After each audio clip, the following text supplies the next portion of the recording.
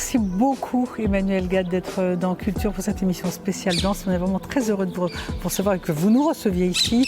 Voilà, vous êtes une autre voix de la danse israélienne. Vous êtes né à Hadera, votre famille est père marocain.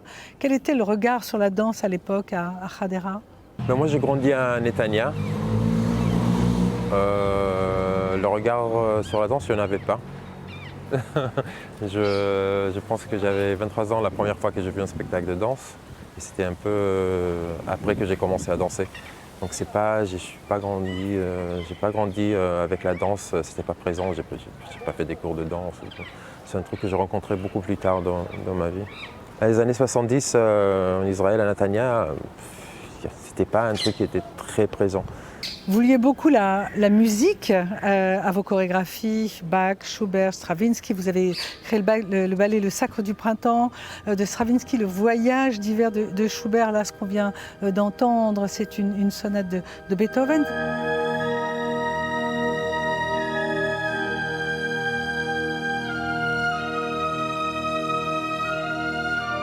Vous commencez par la musique ou vous commencez par les corps? Je travaille la matière chorégraphique. Comme vous avez pu voir dans les répétitions, donc on fait sans musique, on fait avec d'autres musiques. Donc en fait, il y a un peu une indépendance de la matière chorégraphique de la musique, et après il y a tout un travail de les mettre en dialogue. Et c'est pas la danse au service de la musique ou la musique au service de la danse, c'est vraiment une volonté de faire dialoguer les deux. Et vous trouvez que les danseurs ont changé? Les danseurs ont changé, absolument. Un facteur majeur, c'est quand j'ai commencé, il n'y avait pas Internet. Donc les danseurs connaissaient ce qu'ils voyaient. Ils connaissaient la chose avec laquelle ils rentraient en contact physique. Et aujourd'hui, tout est... ils connaissent tout le monde, ils connaissent tous les chorégraphes, peu importe s'ils travaillent aux États-Unis, en Europe, etc. Et donc ils sont beaucoup plus riches d'informations. Mais en même temps, il y a aussi un truc qui s'installe, ils sont un peu tous pareils, donc il faut aller chercher un peu plus l'individualité de chacun, la façon de bouger de chacun, parce qu'en fait, c'est très différent de ce que c'était avant cette explosion d'Internet et d'informations. Qu'est-ce que vous avez appris de l'Europe? Est-ce que c'est une nécessité déjà de partir d'Israël quand on est danseur? Et qu'est-ce que vous avez appris de l'Europe? La compagnie est basée à Marseille, je vis à Marseille, et c'est l'autre côté de la Méditerranée, mais il y a, je trouve, beaucoup de similarités entre Marseille et Tel Aviv.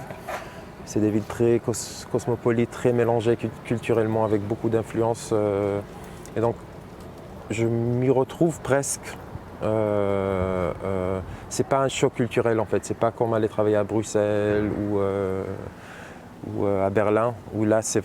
Donc, je pense qu'il y a une chose il y a un contenu. Ça continue en fait. C'est pas une rupture radicale. Après, évidemment, qu'être en France, on travaille dans un contexte qui est beaucoup plus large et qui est beaucoup plus riche, parce que la danse est beaucoup plus présente dans le paysage, il y a beaucoup plus d'opportunités, beaucoup plus de théâtres, beaucoup plus de public, beaucoup plus de chorégraphes, d'autres chorégraphes qui travaillent, donc ça nourrit d'une manière un peu différente ici. C'est petit, tout le monde se connaît, et voilà, donc c'était une ouverture pour moi.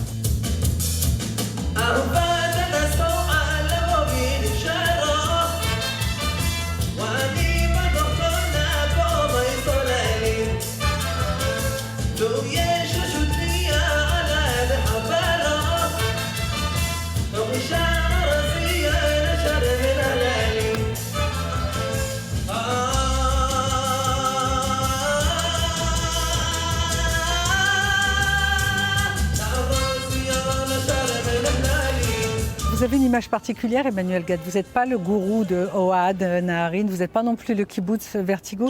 C'est quoi votre spécificité? Peut-être c'est pas à moi de dire ce qui est ma spécificité. Je pense que j'ai pas assez de recul pour me définir ou définir ma spécificité.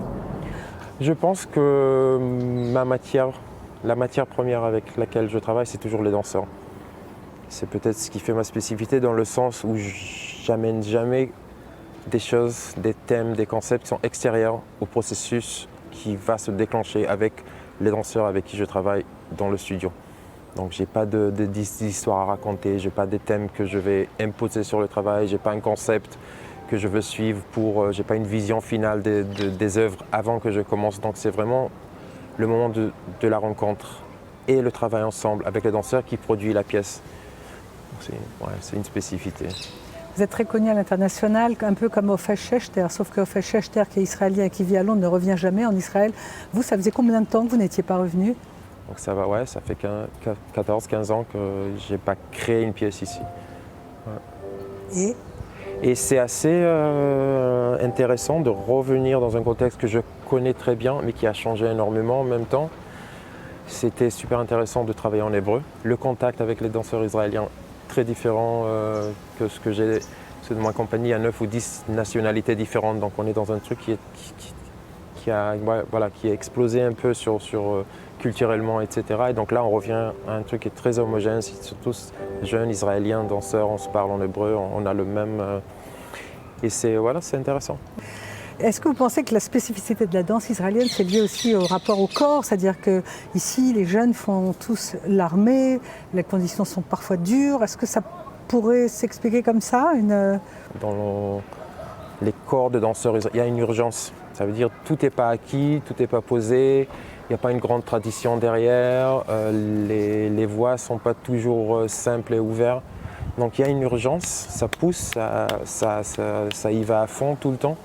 Et je pense que cette énergie, elle ramène un truc qui est très israélien, je pense. Ouais. Alors la danse est quand même assez abscon. Soit on est ému, soit on ne comprend absolument rien. Si vous voulez bien, on va regarder quelques morceaux et puis si vous voulez bien nous les expliquer. Voilà, par exemple, Love Train, ça parle de quoi? Ça raconte quoi?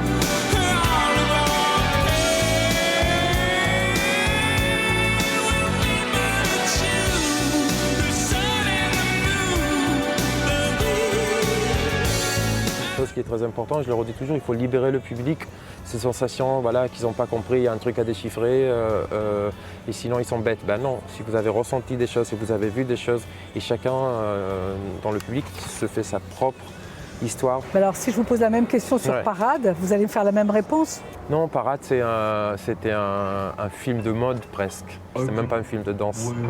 Realness. Yes, kings and queens. Get out of my life, wait, turn around and fuck me. Et dans Unexpected Return of Heaven and Earth, là vos danseurs sont nus. Ils sont nus, ouais. En fait ça c'est la dernière création que je vais danser la saison prochaine.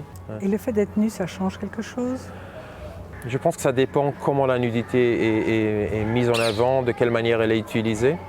Et je pense que ça permet une présence qui est très différente de la présence d'un danseur habillé. Mais c'est pas facile, à partir du moment où on est nu, ça raconte aussi quelque chose. Et puis il y a les mouvements tout simplement qu'on ne peut pas faire, pas tous peut-être j'imagine.